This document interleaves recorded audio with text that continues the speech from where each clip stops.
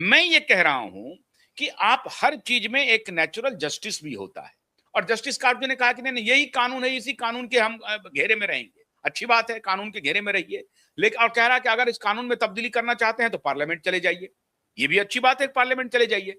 मेरा कहना है कि वही एमएलए है, उसी के ऊपर रेप का चार्ज है। अब सही है गलत है ये तो अपील में शुरू होगा, देखा जाएगा।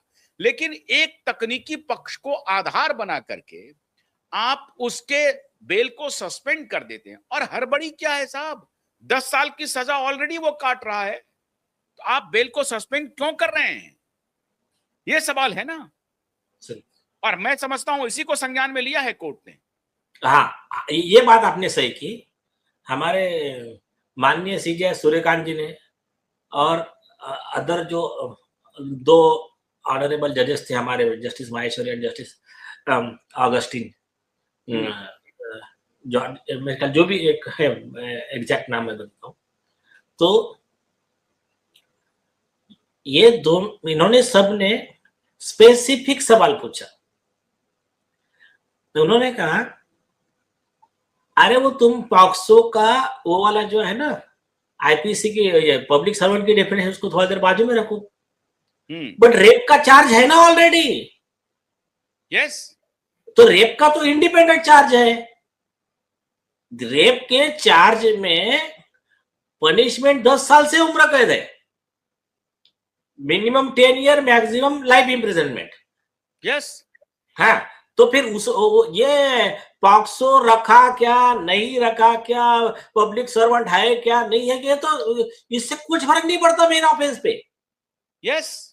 और कोर्ट ने कहा कि, और एक बात कहा कि दिल्ली हाई कोर्ट ने अपने ऑर्डर में ये कहा लिखा है, उन्होंने सिर्फ एक ही पॉइंट पे लिख दिया पॉक्सो पे, उन्होंने रेप के मुद्दे पे कुछ दिया ही नहीं है फाइंडिंग। तो ये जो है, इस आधार पर हम स्टे कर रहे हैं। और उन्होंने जो अक्यूज है कुलदीप सेंगर, उनको नोटिस जारी किया, बोला 4 हफ्ते में आप आपका जवाब दे दो, आप हमको कन्विंस करो कि आपके पास में क्या डिफेंस है। लेकिन प्राइमा फैसी ये जो ग्राउंड है, ये ग्राउंड सेटिस्फैक्टरी नहीं है, यही सुप्रीम कोर्ट ने कहा। मैं वही तो कह रहा हूं कि आप जस्टिस कार्ड जो कह रहे हैं तकनीकी पक्ष को उठा रहे हैं और कह रहे हैं कि आप लोग घास खाते हैं।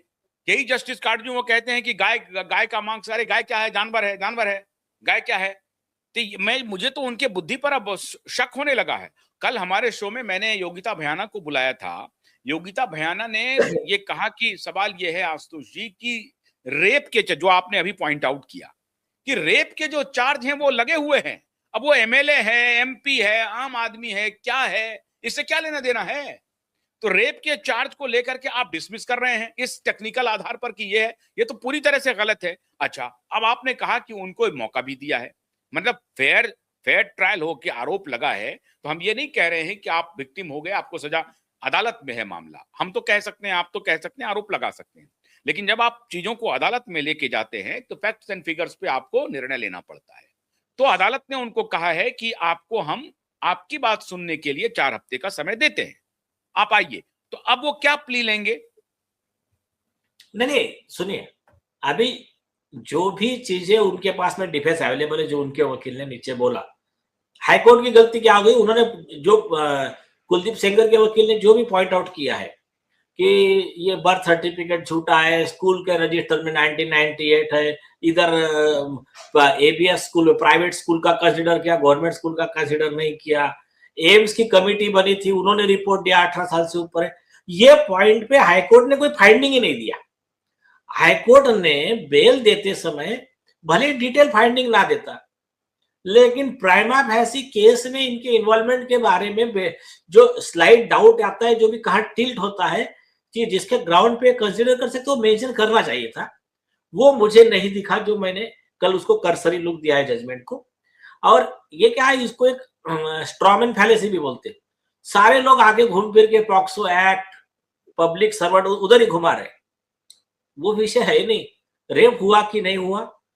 और प्रोविजन है ना, मतलब मैं ये नहीं कहता कि हर रेप की केस सही होती है, उसमें प्रोविजन है, कई लोगों को झूठे केस में फंसाया गया। पेरुमल वर्सेस जानकी का जजमेंट है 2014 का सुप्रीम कोर्ट का, उसमें रेप के मतलब लड़की ने जो आरोप किया था वो झूठे पाए गए, तब भी पुलिस वालों ने घुमा फिरा कर चार्जशीट फाइल किया, केस चला, उसके बाद में वो एक्विटल हुआ। एक्विटल होने के बाद उसने अर्जी लगाया प्रोसिक्यूशन, और वो लेडी के अलावा प्रोसिक्यूशन मांगा पुलिस ऑफिसर का, तो हाईकोर्ट ने रिजेक्ट किया, नीचे के कोर्ट ने रिजेक्ट किया, लेकिन सुप्रीम कोर्ट ने स्ट्रिक्चर पास किया हाईकोर्ट के खिलाफ में, बोला जब झूठा केस पाया गया तो तुमको एज ए रूल कॉग्निजेंस लेना है, मतलब कोई डिस्क्रिप्शन नहीं है तुम्हारे पास। तो देखिए दोनों तरह से लॉ स्ट्रिक्ट है। अगर आरोपी को बचाने के लिए अगर कोई काम करता है, उसमें सीबीआई आ जाए या फिर पुलिस वाले आ जाए या सरकारी वकील आ जाए या जज आ जाए, सबके भी खिलाफ कार्रवाई का प्रावधान है। आईपीसी 218 है, 219 है, ये सारे प्रोविजंस है। और अगर कोई झूठा फंसाता है, अगर कोई लेडी अपने को प्रोटेक्शन के लिए बनाए गए लॉ का मिसयूज करती है, झूठा कंप्लेंट करती है, तो लेडी को भी प्रोसिक्यूशन का प्रावधान है, वो लेडी को भी उम्र कैद की सजा हो सकती है। आईपीसी 194, 195 वगैरह जो सेक्शन है, 211 वगैरह, वो भी सीरियस है। और मैंने खुद एक मैटर में ऑर्डर लिया, क्लाइंट का नाम तो नहीं बोल सकता, ऑर्डर मैं आपको भेज सकता हूँ, कि ऐसे ही एक लेडी ने झूठा रेप का केस किया था अपने क्लाइंट के खिलाफ। हमने कोर्ट से ऑर्डर लिया प्रोसिक्यूशन ऑफ दैट लेडी, और उसमें उम्र कैद के सजा के प्रावधान वाले सेक्शन उसमें लगाए हैं। तो ये जो है ना, लॉ स्ट्रिक्ट है, लॉ को सिर्फ यूज करना चाहिए। तो हमारा ये कहना है कि अगर वो झूठा है उसका कंप्लेंट, तो कुलदीप सेंगर के पास में तो अच्छे अच्छे वकील है, सीनियर काउंसिल है, वो अपना आगे अपने सबूत दे और केस आगे बढ़ाए। और पीड़िता के फेवर में तो प्राइमा फेसी केस है, ऑलरेडी नीचे के कोर्ट का जजमेंट आ चुका है, तो उसके और कुछ लगता है तो उसके वकील और एक्स्ट्रा चीजें देंगे। अगर कुलदीप सेंगर की तरफ से कोई झूठा प्रूफ आएगा तो कुलदीप सेंगर पे नया केस बनेगा। तो लॉ इस तरह से है, लेकिन तो इस वर्डिक्ट का क्या आप इम्प्लीकेशन देखते हैं? हाई कोर्ट पर क्या असर हुआ होगा? जिन जजों ने ये उनको बरी कर दिया था, उस पर क्या असर होगा? और फिर लार्जर इम्पैक्ट क्या देख रहे हैं? नहीं, जजेस ने बरी नहीं किया, पहली चीज। इंटरिम ऑर्डर है ये। हाँ, इंटरिम ऑर्डर है, और उन्होंने बोला अपील सुनी जाएंगी। उन्होंने वैसा ट्राई किया, लेकिन मेरे हिसाब से एक गलत हुआ। उन्होंने अगर उनको बेल देना था तो वो अप्रिशिएट करते पॉइंट्स कि इनका रेप में इन्वॉल्वमेंट कम दिख रहा है, ज्यादा दिख रहा है। वो पॉइंट आज जब तक वो डिसाइड नहीं करते अपने ऑर्डर में, तब तक सिर्फ वो पॉइंट पे नहीं बोलने का और पॉक्सो के आईपीसी का जो एप्लीकेबल है, नया एप्लीकेबल है, ये बोलने का, ये मेरे हिसाब से उनका गलती हो गया।